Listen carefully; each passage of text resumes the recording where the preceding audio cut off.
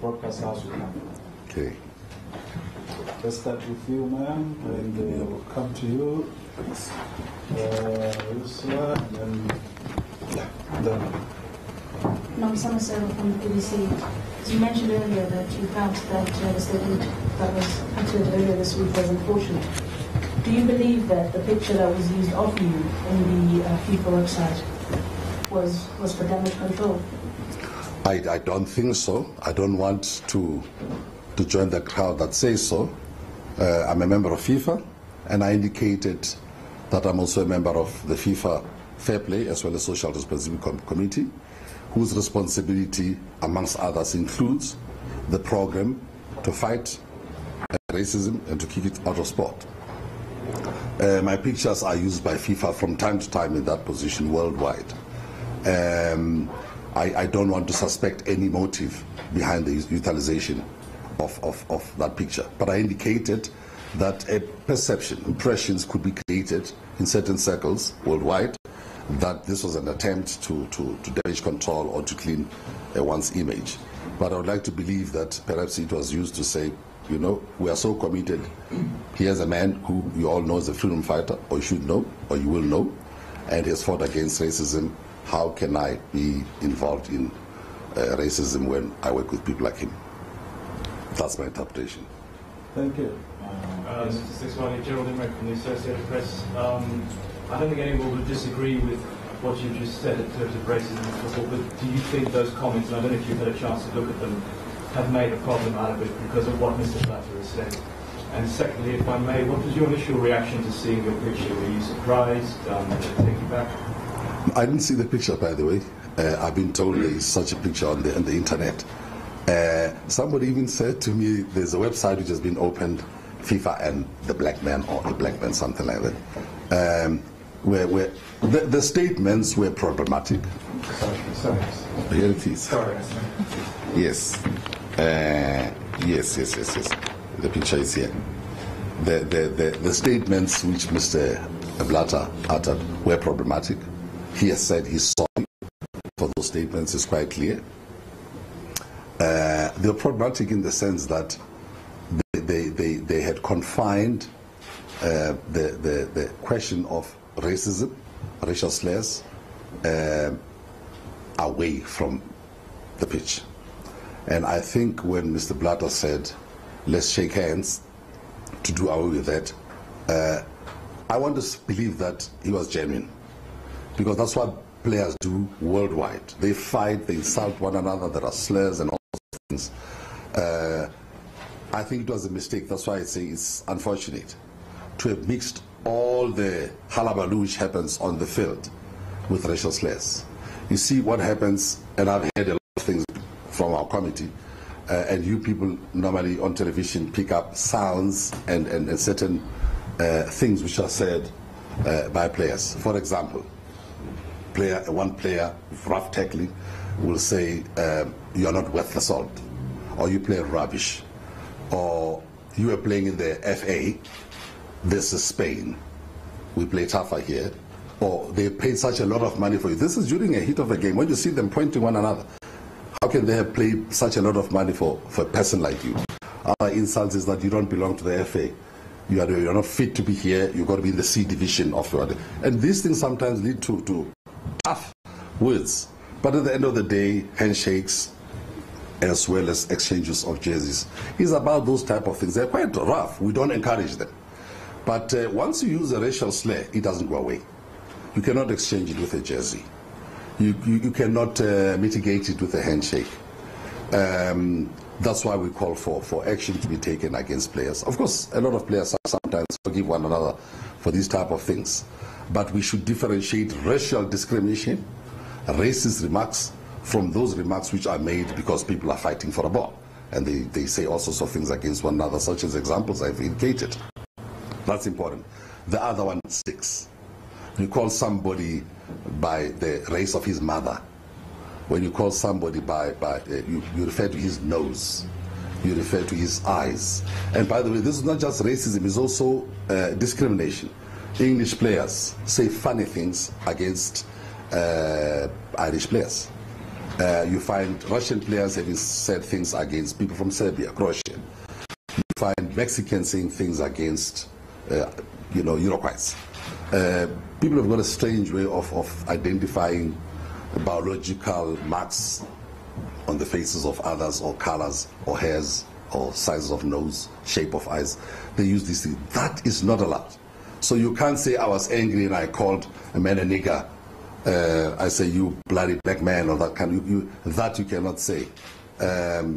That's why we say there's got to be restraint. They are icons. They are role models. Although you people hide, when I say you people, the television hides what they've actually said. The fact of the matter is, it is stuck to that player. It breaks your legs. This football behind me here is a gift from Pele. You see his signature. Pele has got the following to say about racism on the football. And this is a Brazilian, far away from Europe. That had he not been Pele with the firm character that he has got, the steadfast development approach that he was committed to, and the strength of a human being, who would not have been here today, because he has experienced so many insults about his color, that if he was weak, he would not have been a Pele today. People like John Barnes, another Liverpool, who's also an ambassador against racism. They've gone through these things. Vieira from Arsenal, I think he's retired right now. It breaks your legs, it breaks your heart. And no handshake repairs these things, and the exchange of jersey doesn't take it away. I think what Mr. Blatter was saying, he mixed up all those emotions. He was quick to say, let's get on with the game. That was rather unfortunate. But having said that, I must state that I think this mistake, this unfortunate thing on the part of the president, came at the right time, because we are faced with this thing. In our committee, we sit and adjudicate and discuss these things. I think he has also inadvertently raised the bar, raised the level of attention against racism and discrimination on the pitch. We all understand it happens in society, on the grandstands, and so on, in the dressing rooms. I think this helps us to raise this question very high in the skies, so that once and for all, people should know that there is a fight against this thing. I hope those who are criticizing him are not doing it for convenient purposes. It must be a criticism that is genuine, it must be leveled at him, but nevertheless, I accept, and I'm satisfied that the man can stand up and say, I am sorry, because I was very concerned myself. Thank you very much. Yes, ma'am? Ashley Lang from the Daily Telegraph. Can I ask, was this press conference called on your initiative, or were you asked to call it by FIFA? And secondly, Mr. Blatter has been in trouble before, as I'm sure you're aware, comments about homosexuals, comments against women, and now racism. How many of these comments do you think are genuinely his own beliefs, and how many does he apologise for because it's politics? This press conference has been called by you, not me. I indicated, amongst others, your paper, amongst others, BBC, NOMSA. The inquiries came to him. Because of the volume of the inquiries, we could have issued a statement, which was easy, or clarified matters where you can see me and ask questions. My statement would not. So it's your press conference, it's not mine. You wanted to hear what I've got to say. But did FIFA request that you hold a press conference? No. If FIFA had requested me, I would have done it. I'm FIFA. FIFA says yes, we hold press conferences for all kinds of things. I decided that the reply to your questions should be done this way. So FIFA did not even know that you had requested further clarifications and information from myself. You knew before they knew. Had they requested, I would not have said I'm not going to do that. I'm a fighter against racism. I'm a freedom fighter. This statement disturbed me as well. So I thought it was a way of getting. Even if there were no inquiries, I would have been on the phone to call members of our committee and Blatter himself to say what's going on right now. But matters are what they are. Secondly, on the question of what he might have said in the past, I think we're dealing with what is on the table right now. I'm not the type of person to want to see people crucified. The fact of the matter is that the man has stood up. It takes a man to stand up to do this type of. This is a big story. FIFA is huge. Is a huge organization. Blatter is a very big man worldwide. I think for him to bend his knee like this is important. It shows the way. I hope it will help us to send the message of anti-racism and discrimination ourselves worldwide. Yes, sir. And then after that, I'm Stuart McLean. I work for some of the British newspapers. Mr. Blatter has been accused of... Which one? MI5? Mr. Blatter has been accused by a lot of people over the last few days of dreadful arrogance and thinking that he can ride this out. Can you tell us about how his demeanour was this morning when you spoke to him on the phone? How has this affected him as a person? And secondly, you mentioned Rio Ferdinand and you mentioned David Beckham. There are a lot of people involved in football, a lot of black people involved in football who feel very let down by him and who feel that he shouldn't be in his position. Do you think it's right that their views are ignored and that this man's allowed to stay in his post? I said I don't kick a man when he's lying down. And for me, what cuts it all is to stand up in public and say, as I've read his statement, I am sorry. You can see the time that this statement arrived when some of you were here. I am sorry. What happens going forward in respect of what he said is a matter for the FIFA executive. I cannot take it beyond that. But I also fall back on what the man has been. I'm an African, like many people who have been insulted by FIFA itself with the World Cup not coming to this continent. He put up a fight. I nearly said single-handedly, but I know that he had people who supported him to make sure that we are here. The World Cup is FIFA's biggest game. The World Cup is FIFA's biggest business. Blatter was very clear about bringing it here in Africa. They were not even sure whether they'll make a return out of this World Cup. This is not just in Africa, but in the southernmost country, South Africa. The risks associated with his decision. Had we failed here, and I used to be a member of the LOC here, as you know, had we failed with that World Cup, people would have said, yeah, Blatter, you trusted these blacks. But I think he was bold. I think he was courageous. I think he ignored all the negatives of there can never be an African World Cup and took the plunge. That's what makes Blatter for me. But he also took it further.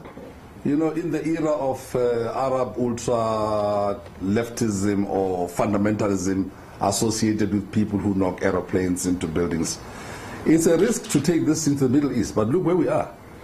Football unites the world. That's why we have this globe. In my country, you know, racism is something else. So why keep it away from the Arabs? So it is in Qatar. But he went a step further. Europe is cut by the Urals. We've got Europe this side and we've got Russia. I used to live in Russia, in the Soviet in Moscow. It's the biggest country in the world, a territory. But for Russia has never had a World Cup. Took a chance and has taken it there. The Russians are looked at as Slavs by other people. The Qataris are seen as Arabs. We were seen as Africans. I think this is a man who's been trying to do good. And these unfortunate remarks, which he has apologized for within 24 hours, I think we can put them aside. That's how I judge him. But final judgment as to whether he stays in his job, which is something else, or goes forward to FIFA, will rest with the FIFA executive. But I am satisfied that he has explained himself. And how was he when you spoke to him this morning? Yeah, no, his demeanor, I could not see him, so we didn't have the TV thing. But it was Blatter himself. He was. You could feel that this is a man who is sorry. This Shiro, I don't think is a small thing for such a powerful person. When he made it, I saw he was sitting in a room alone being interviewed by Al Jazeera or CNN. I'm not sure which one, but I've seen him so many times now. So he was alone there. But this Shiro has just gone viral, like I said. So he must have thought very carefully. He issued a statement trying to explain himself, and the thing kept on coming. And finally he had to say, within 24 hours, you know, this is me, I can say this. I saw Beckham this morning on BBC, Nomsa, decrying racism on the field. And I'm sure in each country people are being asked. And there are many players of different colors or different nationalities who are at pains with what happens to them on the field. and they must have felt very